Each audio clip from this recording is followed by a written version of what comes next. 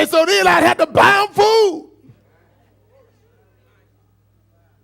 It was a different culture. A different culture.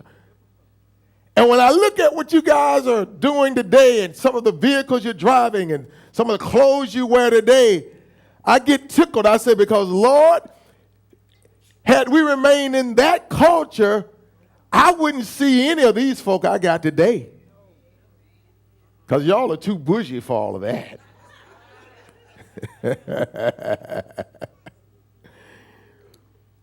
But at some point in ministry, we were just following along with what we had been told was the role of a Pentecostal church.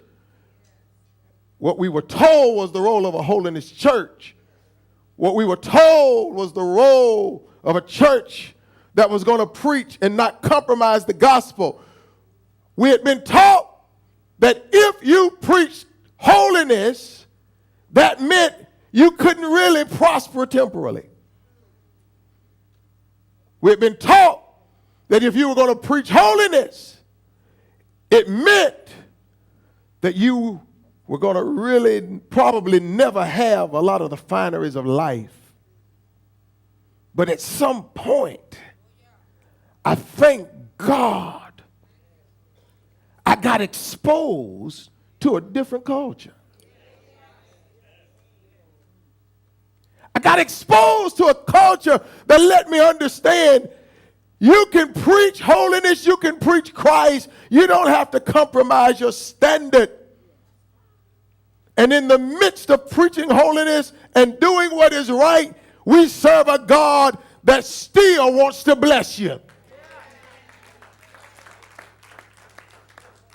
And so 27 years later, I can tell you, I may not be rich according to the standard of the world, but I thank God I'm a part of a blessed culture. I'm a blessed man. Do I have any blessed folk in here? Do I have anybody that's walking in favor in here? And when you learn how to walk in favor, you've tapped into a Christ-like culture.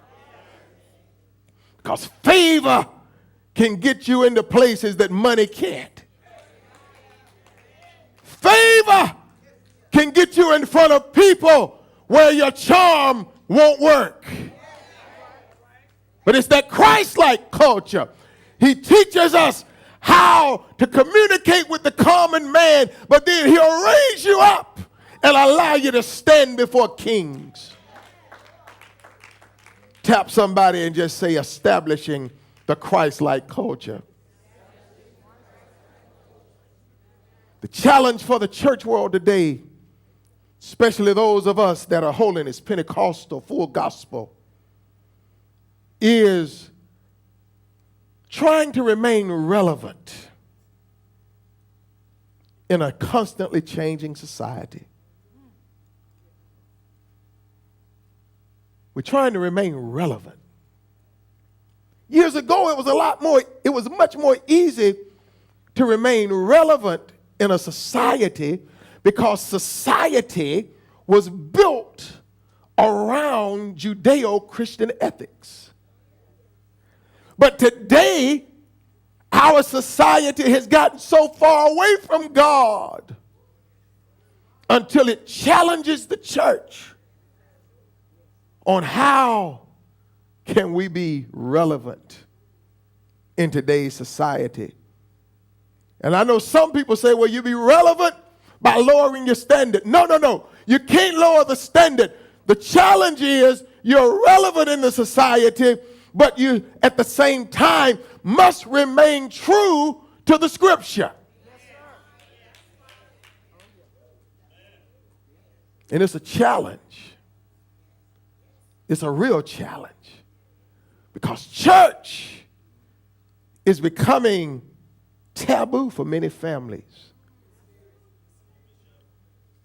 Most of us in here, many of us in here are old enough to remember when the vast majority of the people in your neighborhood would get up on Sunday mornings and go to church.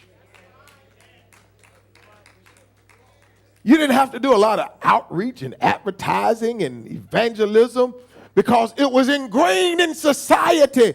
No matter what I did all week long, on Sunday morning, I'm going to church. But now, church is trying to remain relevant. Temple of Prayer, we're in that. I'm trying to find innovative ways to keep this church relevant, because more and more and more people, in their minds, they don't understand the importance of church anymore.